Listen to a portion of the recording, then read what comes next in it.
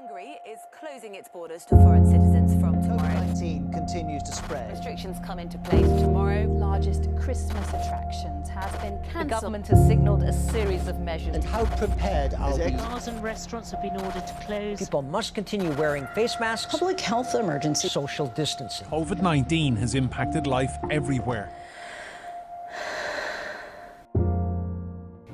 Friendship is one of the important aspects of our existence. It keeps us strong, makes our relationships closer, and improves the quality of our lives. Every friendship dynamic is different, and now, because we are socially distancing due to the coronavirus pandemic, the state of friendship is changing more than ever. We are unable to physically spend time with our friends, and it is easy for us to lose the sense of closeness. We can feel very lonely, fall into depression, and can't breathe deeply. But we should understand that we are not alone in these hard times. Even though we have lost physical contacts because of the quarantine restrictions, we are still able to bring up our emotional bonds, which is exactly what attachment styles are established on. According to positive psychology, attachment theory, which was first mentioned by John Bowlby, is a set of behavior pattern styles which is developed through the ways a child interacts with their primary caregivers. Attachment is an integral part of human nature from the cradle to the grave.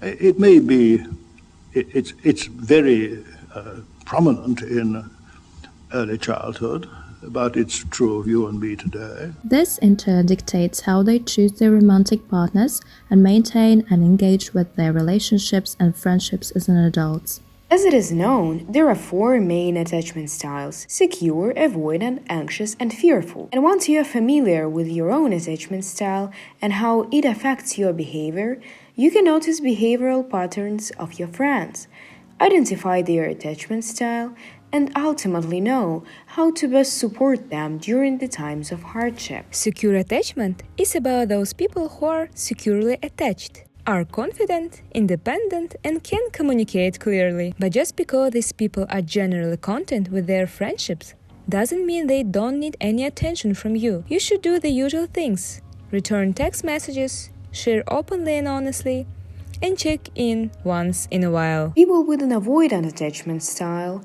are self-reliant, respectful of boundaries and privacy, and struggle with opening up to others. The best way to support these types of friends is by checking in with them once in a while, and if they don't respond, don't make a big deal out of it. People with an anxious attachment style crave close relationships, but they worry that others aren't interested in their friendship. Friends who are anxious, preoccupied may need more reassurance from you to build their self-esteem in a genuine, meaningful ways. Telling them that you value their friendship and miss spending time with them is extremely important. People who identify themselves with fearful attachment style typically have low self-esteem, an indecisive mindset, and issues trusting others.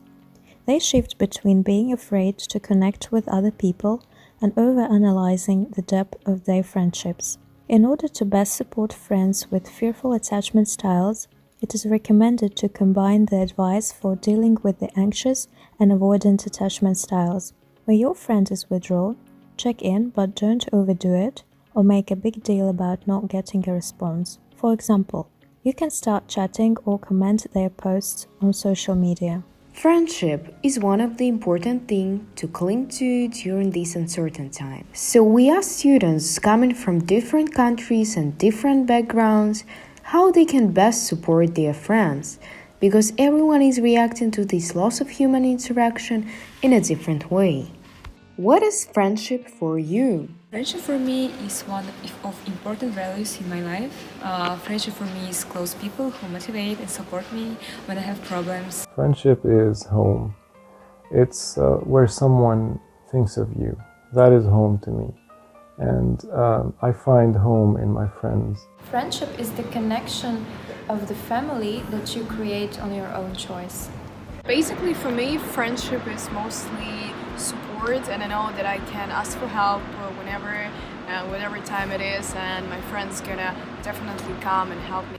Do you miss your friends when you are far from home? Yes, of course, I miss them. My friends are mostly in Pakistan, they live here. Yeah, I miss them a lot because mostly all of my friends are in my home country, but I'm kind of very social person, so I try to make some connections here in Budapest as well. I do miss my friends a lot, especially when I'm away from home. And it can be a bit difficult to cope with that. Yes, of course. But luckily, I have managed to create friends here as well in Budapest. How do you cope with this? We try to communicate every week, thanks to WhatsApp, Telegram and other chats, FaceTime. We can see each other online and know more about our studies, about our life, about our hobbies. I usually call them when I'm away, more often than they like. Social media, network, digital. Some calls via WhatsApp or FaceTime, even some online games. There are plenty of them that we discovered during the pandemic, and we're happy that we have these options and opportunities. What would be the first thing you will do if you see them right now? Firstly, I would hug them, and I would say that I'm very thankful that he or she is my friend, and I'm grateful that we managed to keep in touch with a long distance. And so, yeah. If they were here, if I saw them, I would definitely play video games with them. That's the first thing I would do, because it's one of the most fun activities we used to do together when I was back home. I would shout and yell and scream and shout and tell them that finally you've managed to come here. Of course, I will hug them and say that I love them a lot and miss them a lot.